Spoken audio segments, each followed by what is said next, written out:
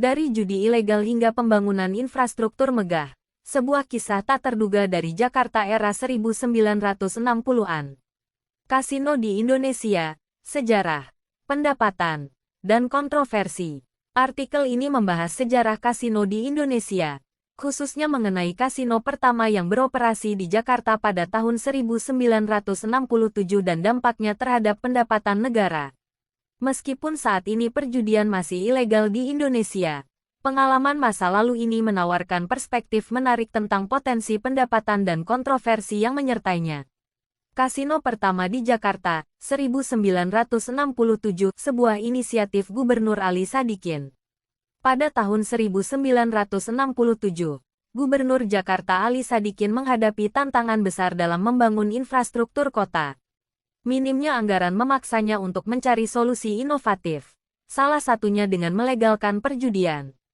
Keputusan ini didorong oleh fakta bahwa perjudian ilegal telah menghasilkan pendapatan hingga 300 juta rupiah per tahun. Namun uang tersebut tidak masuk ke kas negara melainkan ke kantong oknum-oknum tertentu. Dengan melegalkan perjudian dan memusatkannya di satu lokasi, pemerintah berharap dapat mengendalikan aktivitas tersebut dan mendapatkan pemasukan yang signifikan.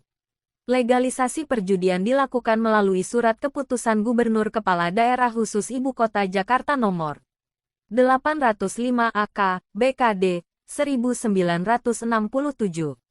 Kasino pertama di Indonesia, yang berlokasi di Petak 9, Glodok, dibangun melalui kerjasama dengan seorang warga negara China bernama Atang. Menariknya, kasino ini awalnya hanya diperbolehkan diakses oleh warga negara China dan keturunan China di Indonesia.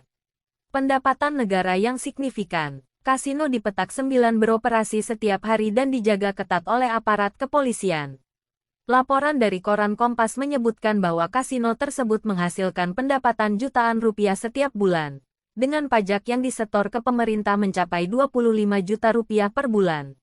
Jumlah ini sangat besar pada saat itu, setara dengan sekitar 200 miliar rupiah saat ini.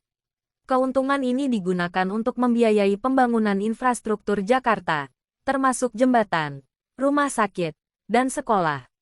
Selain kasino di Petak 9, kasino juga dibuka di Ancol, menambah lagi pendapatan negara. Selama 10 tahun kasino beroperasi secara legal, anggaran Jakarta meningkat drastis dari puluhan juta rupiah menjadi 122 miliar rupiah pada tahun 1977. Dana ini berperan penting dalam memodernisasi Jakarta, kontroversi dan penutupan. Meskipun menghasilkan pendapatan besar, legalisasi kasino di Jakarta tetap kontroversial. Pada tahun 1974, pemerintah pusat melarang perjudian melalui UU No.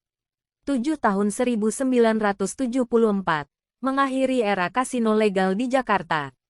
Usulan relevansi masa kini. Baru-baru ini, anggota DPR Gali Kartasasmita mengusulkan agar Indonesia meniru negara-negara Arab yang mengoperasikan kasino untuk meningkatkan pendapatan negara bukan pajak. Usulan ini muncul dalam rapat kerja dengan Direktorat Jenderal Anggaran Kementerian Keuangan di Komisi 11 DPR pada tanggal 8 Mei tahun 2025. Usulan ini memicu perdebatan kembali mengenai potensi pendapatan dari kasino dan implikasi sosial dan etika yang menyertainya. Kesimpulan, sejarah kasino di Indonesia, khususnya pengalaman di Jakarta pada tahun 1967, menunjukkan potensi pendapatan yang signifikan dari legalisasi perjudian. Namun, pengalaman ini juga menyoroti kontroversi dan implikasi sosial yang perlu dipertimbangkan dengan cermat sebelum mengambil keputusan serupa di masa depan. Usulan terbaru di DPR menunjukkan bahwa perdebatan mengenai legalisasi kasino di Indonesia masih relevan hingga saat ini. Sejarah mengajarkan kita banyak hal, termasuk tentang pilihan-pilihan sulit yang harus diambil untuk mencapai kemajuan. Apa pendapat Anda tentang kisah ini? Berikan komentar Anda di bawah.